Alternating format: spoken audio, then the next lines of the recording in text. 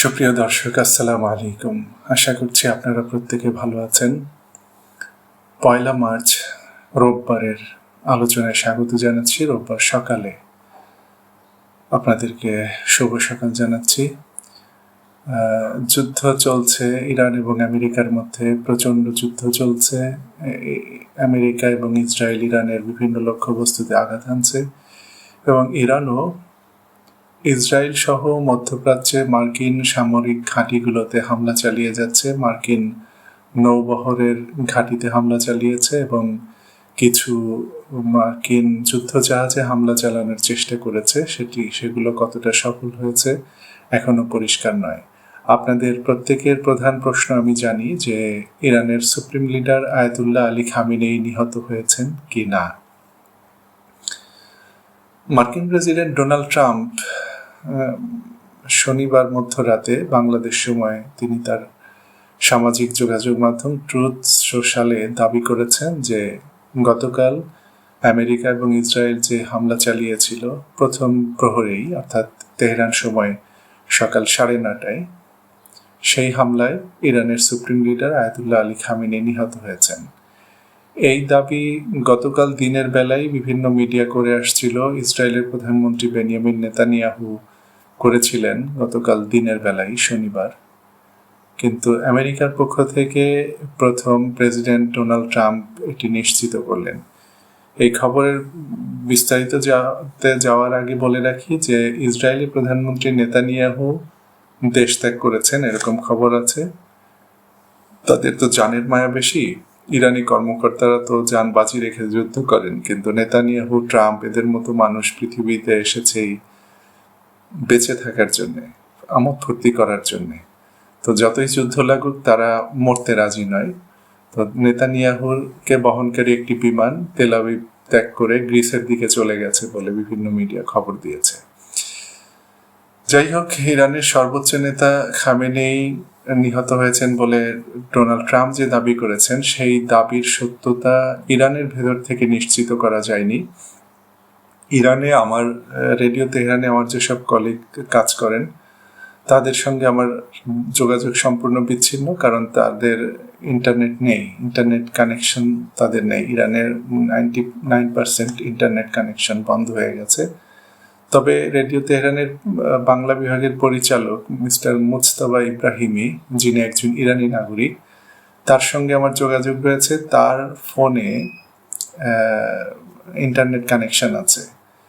তো তিনি আমাকে বলেছেন যে এই খবরের সত্যতা আমি নিশ্চিত করতে পারছি না। যতক্ষণ পর্যন্ত ইরানের রাষ্ট্রীয় শাসন ব্যবস্থার পক্ষ থেকে কোনো খবর নিশ্চিত করা না হচ্ছে, ততক্ষণ পর্যন্ত আমি নিশ্চিত করতে পারছি না, কারণ আমার পক্ষে এটি বলা সম্ভব নয়। তবে আমি কয়েকদিন আগে বলেছিলাম আপনাদেরকে যে আমি ঢাকার মোহাম্মদপুরে থাকি। মার্কিন প্রেসিডেন্ট ডোনাল্ড ট্রাম্প যদি ইচ্ছা করেন ওয়াশিংটনে বসে যে আমাকে হত্যা করবেন, তাহলে তিনি 1-2 দিনের মধ্যেই হুমকিটি বাস্তবায়ন করতে পারবেন। এবং আমেরিকা সুপার পাওয়ার অর্থে সত্যি সুপার পাওয়ার, তার এই ক্ষমতা আছে। এখন আমার মূল্য এত কম যে তার একটা ক্ষেপণাস্ত্র মারলে যে খরচ হবে সেই খরচটা আর পোষাবে না। কিন্তু ইরানের সর্বোচ্চ নেতা আয়াতুল্লাহ আলী খামেনিকে যদি ট্রাম্প হত্যা করতে পারেন তাহলে সেটা তার পোষাবে এবং সে এই লক্ষ্যেই কাজ করছে। এবং ট্রাম্প তার ঘোষণায় বলেছেন যে পৃথিবীর বর্তমান যুগের ইতিহাস না, পৃথিবীর ইতিহাসের একজন দুষ্টতম লোককে আমরা হত্যা করেছি।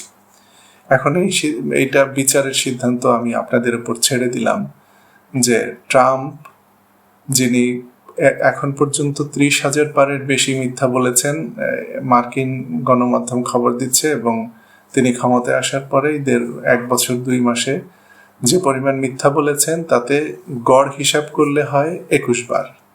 প্রতিদিন তিনি 21 বার মিথ্যা কথা বলেছেন, প্রতারণাপূর্ণ কথা বলেছেন।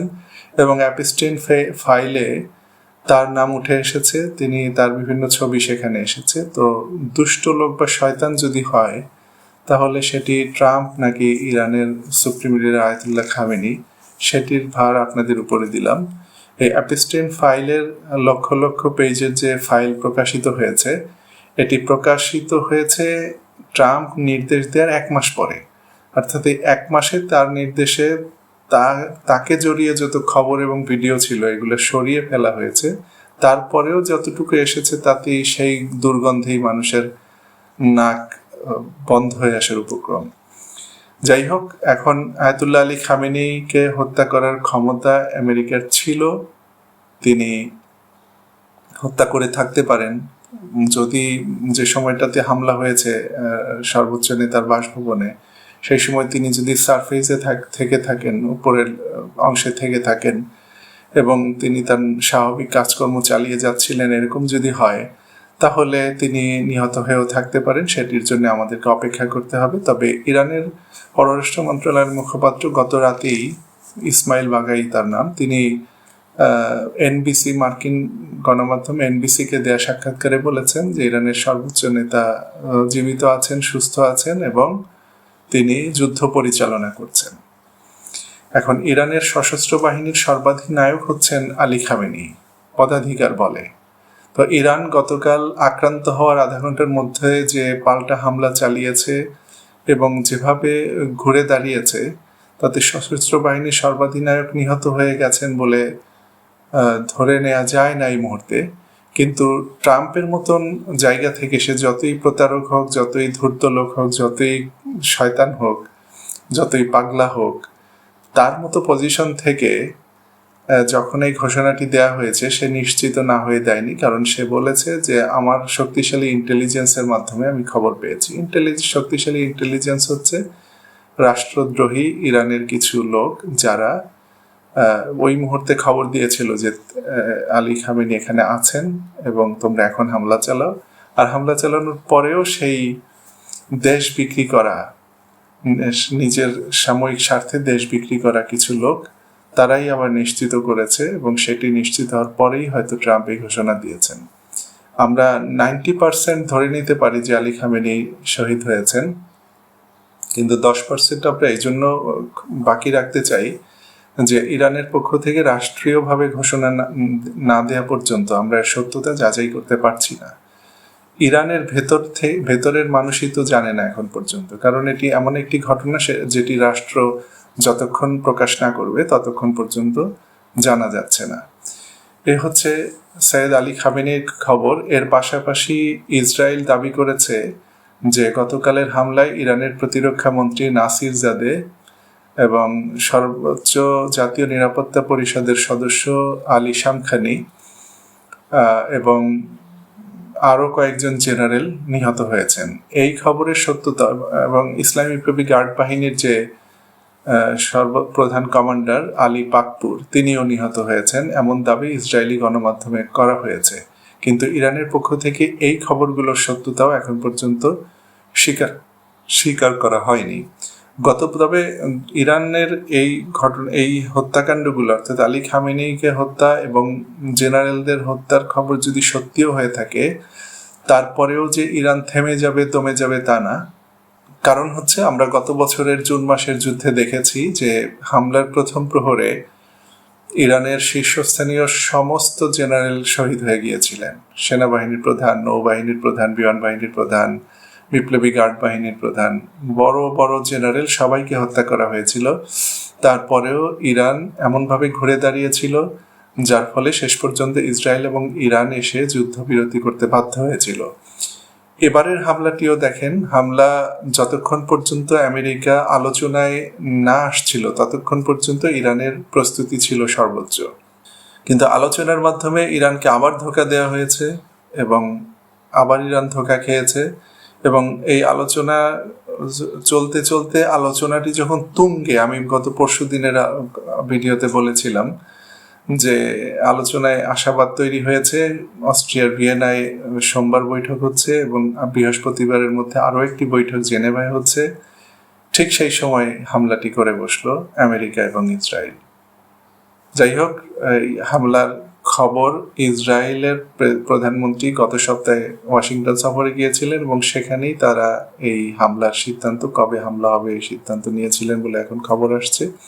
আর হামলার আগে ইন্ডিয়ার প্রধানমন্ত্রী নরেন্দ্র মোদী তেল আবিব ঘুরে এসেছেন। তো এই সার্বিকভাবে মুসলিম বিশ্বের বিরুদ্ধে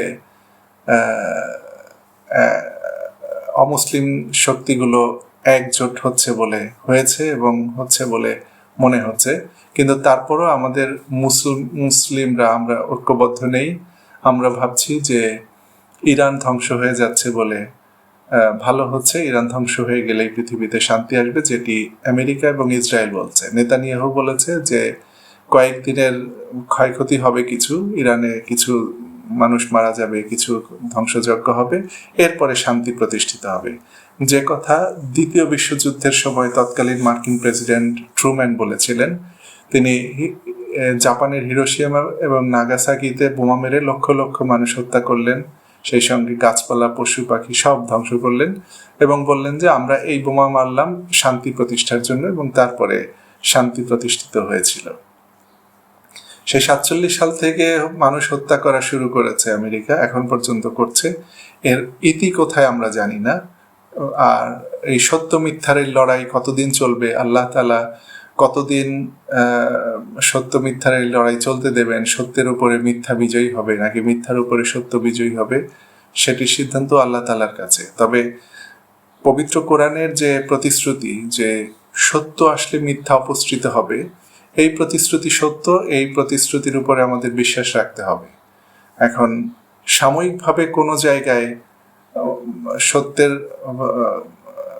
সত্যের সামনে বিপর্যয় আসতে পারে, কিন্তু চূড়ান্তভাবে সত্য বিজয়ী হবে। সেই চূড়ান্ত সময় কখন আসবে আমরা জানি না। আল্লাহ তাআলার কাছে দেখা যাবে যে আল্লাহ তাআলা কয়েকশো বছরের একটা সময় নির্ধারণ করে সেই কয়েকশো বছর ব্যাপী একটা দুর্ঘটনা একটা ধারাক্রম হিসাবে কিছু ঘটনাকে এগিয়ে নিয়ে যান। আমরা তো সাময়িক সময়ের জন্য বুঝি না, 50, 60, 70 বছরের জীবন আমাদের, আমরা কি বুঝি। তো যাই হোক, এখন সর্বশেষ ইরান আমেরিকা যুদ্ধের যে পরিস্থিতি, সেটি হচ্ছে যে ইরান পাল্টা হামলা চালাচ্ছে।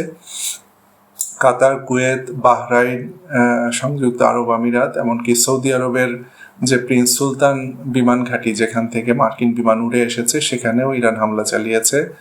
এবং আমরা ছবিতে দেখলাম যে দুবাইয়ের যে আন্তর্জাতিক বিমানবন্দর, সেখানেও ইরানি ড্রোন আঘাত হেনেছে। এখন যুদ্ধের সময় এই ধরনের কিছু ভুল ত্রুটি হবে। ইচ্ছা করে হামলা হয়েছে নাকি লক্ষ্যচ্যুত হয়েছে হামলা, তা আমরা বলতে পারি না, কারণ ইরানের পক্ষ থেকে প্রত্যেকটা আরব দেশকে জানানো হচ্ছে যে আমরা তোমাদের উপরে হামলা চালাচ্ছি না, আমরা আমাদের দেশের উপরে যে আমেরিকা হামলা চালিয়েছে তাদের ঘাঁটিগুলোতে হামলা চালাচ্ছি, তোমাদের ক্ষুব্ধ হওয়ার কিছু নেই, এরকম বার্তা ইরানের পক্ষ থেকে আরব দেশগুলোকে দেয়া হচ্ছে। কিন্তু আরব লীগ এই ইরানি হামলার নিন্দা জানিয়েছে।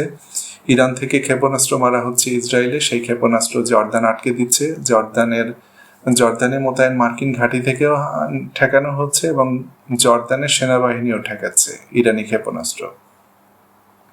আর ইরানি ক্ষেপণাস্ত্র এখন জর্দানেও আঘাত হানছে, জর্দানের মার্কিন ঘাঁটি লক্ষ্য করেও ইরান হামলা চালাচ্ছে। হামলার যেসব ছবি ভিডিও আসছে এই মধ্যপ্রাচ্যের দেশগুলোতে, সংযুক্ত আরব আমিরাতের বুর্জ আল খলিফায় হামলার ছবি এসেছে, সেখানে আগুন ধরে গেছে। তেল আবিবের বিভিন্ন স্থান ধ্বংসস্তূপে পরিণত হচ্ছে এমন ছবি এবং ভিডিও আসছে। তেল আবিবের ভূগর্ভস্থ বাংকারগুলোতে লোকারণ্য এবং সেখানে ধাক্কাধাক্কি হুড়োহুড়ির ভিডিও চিত্র দেখা যাচ্ছে।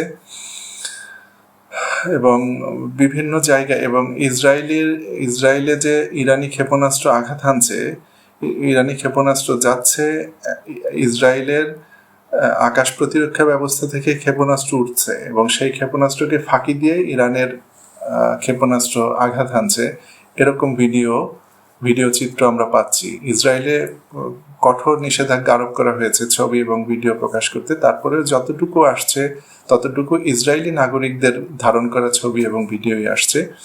সেগুলো থেকে আমরা তাদের ক্ষয়ক্ষতির খবর পাচ্ছি এবং তেল আবিব, হাইফা সহ ইসরায়েলের বিভিন্ন শহরে ইরানের ক্ষেপণাস্ত্র একের পর এক আঘাত হানছে।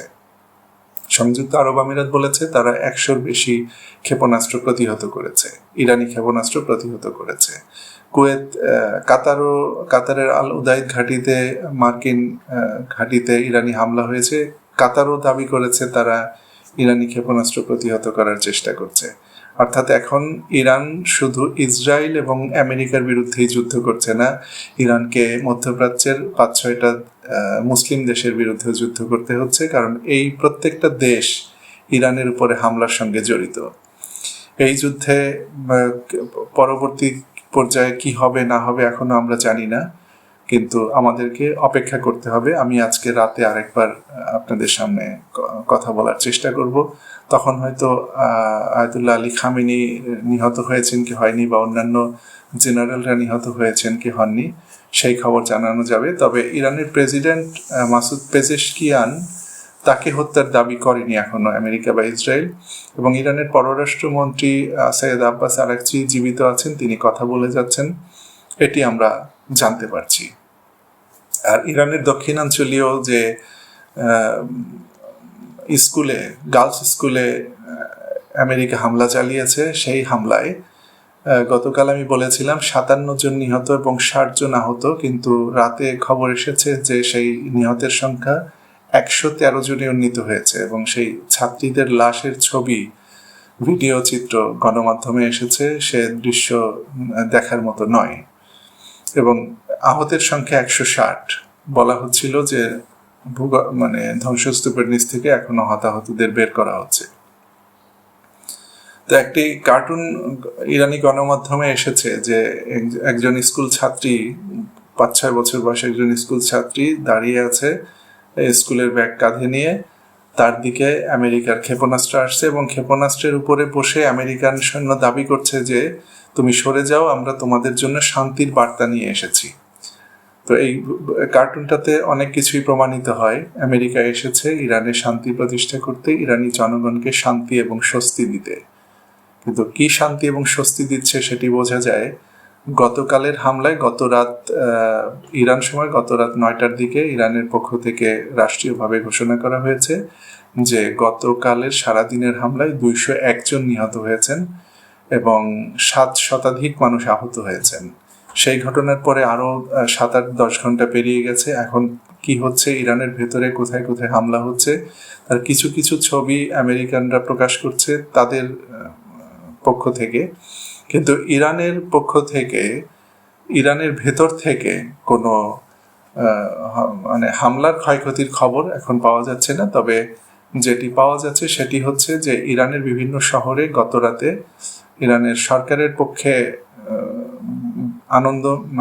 সরকারকে সমর্থন জানিয়ে মিছিল হয়েছে ব্যাপকভাবে, এবং সেই সঙ্গে আমি কিছু ভিডিও দেখলাম পশ্চিমা মিডিয়ায়, যেটা ওই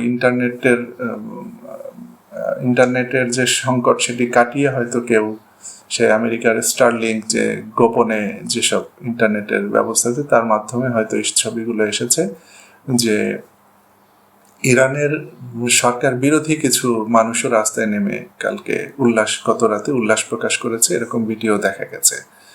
তো এই হচ্ছে ইরানের ভেতরের খবর, আর বাকি খবর জানার জন্য আমাদেরকে অপেক্ষা করতে হবে। কিন্তু এইটুকু বলে রাখি যে আমেরিকা ইসরায়েলের হামলা যেমন বন্ধ হয়নি, তেমনি ইরানের পাল্টা হামলাও বন্ধ হয়নি। ট্রাম্প বলেছেন যে তিনি ইরানের ক্ষেপণাস্ত্র শক্তিকে সম্পূর্ণ ধ্বংস করে দেয়া পর্যন্ত হামলা চালাতে থাকবেন, ইরানে বোমা পড়তেই থাকবে, আর নৌ শক্তিকেও ধ্বংস করে দেওয়া হবে। এবং আমি দু একটি ছবিতে দেখলাম যে ইরানের বিভিন্ন বন্দরে মোতায়েন করা, নোঙ্গর করা ইরানের যে যুদ্ধ জাহাজ, সেগুলোর উপরে হামলা চালিয়ে ধ্বংস করে দেয়া হয়েছে, এরকম ছবি এবং ভিডিও দেখা যাচ্ছে। তো সার্বিকভাবে ইরান একা এবং এককভাবে যুদ্ধ করছে, আত্মরক্ষা করছে, এবং ইরানের বিরুদ্ধে বহু শক্তি এখানে কাজ করছে। আর এইদিকে সবচেয়ে পরিহাসের বিষয় হচ্ছে আফগানিস্তান এবং পাকিস্তান তাদের মধ্যে লড়াই অব্যাহত রেখেছে। আফগানিস্তান এবং পাকিস্তান এরা মুসলিম হওয়ার কারণে, মুসলিম দেশ হওয়ার কারণে এরা যেন কেউ ইরানের পক্ষ হয়ে কাজ করতে না পারে, সেই জন্য আমেরিকার উস্কানিতেই আফগানিস্তান পাকিস্তানের মধ্যে যুদ্ধ লেগে আছে, এবং তারা এই ইরানের উপর হামলার পরেও গত রাতে যুদ্ধ করেছে মারাত্মক সীমান্ত এলাকায়। সেই খবরের বিস্তারিত আমি যাব না। আমি এদিকে থাকছি যে ইরানকে সাহায্য করতে পারে এমন কোনো শক্তিকে তারা অবশিষ্ট রাখছে না, আর রাশিয়া আছে ইউক্রেনকে নিয়ে ব্যস্ত, আর চীন কি করবে সেটি দেখার বিষয়। এখন চীন সরাসরি যুদ্ধে আসবে বলে মনে হয় না। আমি এখনো মনে করছি না যে চীন সরাসরি এই যুদ্ধে অংশ নেবে, রাশিয়া এই যুদ্ধে অংশ নেবে, এটি এখনো আমি মনে করছি না। কারণ রাশিয়া কোনো ধর্মীয় কারণে বা চীন তার ধর্মীয় কোনো কারণে ইরানের পাশে দাঁড়াবে এরকম কোনো দায়বোধ করে না। চীন যদি শুধু দেখে যে তার অর্থনৈতিক স্বার্থ রক্ষার জন্যে ইরানের পক্ষে লড়াই করতে হবে, তখনই চীন আসলেও আসতে পারে, কিন্তু তার সম্ভাবনা অত্যন্ত ক্ষীণ। ইরান আগে যে প্রতিশ্রুতি দিয়েছিল যে হরমুজ প্রণালী বন্ধ করে দেবে, হরমুজ প্রণালী বন্ধ হয়ে গেছে। হরমুজ প্রণালীর ভিতরে শত শত পারস্য উপসাগরের ভিতরে শত শত জ্বালানিবাহী ট্যাঙ্কার আটকা পড়েছে। এগুলোর ভবিষ্যৎ কি হবে, এরা কোথায় যাবে, কি করবে, সেটি নিয়ে এরা সিদ্ধান্তহীনতায় ভুগছে। আর মধ্যপ্রাচ্যের যত বিমান ঘাঁটি আছে, দুবাই, আবুধাবি, কাতার, কুয়েত, এইসব দেশে যত বিমানবন্দর আছে, বেসামরিক বিমানবন্দর, এইসব বিমানবন্দরে হাজার হাজার যাত্রী আটকা পড়েছে। তাদের পক্ষে, যেহেতু আকাশ সীমা বন্ধ হয়ে গেছে, আকাশে যুদ্ধ চলছে, এইসব বিমানবন্দরে হাজার হাজার যাত্রী আটকা পড়েছে, তারা একদম চরম দুর্বিষহ অবস্থার মধ্যে পড়েছে। এই ছিল শনিবার, রোববার 1 মার্চ সকালের আলোচনা। আশা করছি আপনারা কিছুটা হলেও উপকৃত হয়েছেন।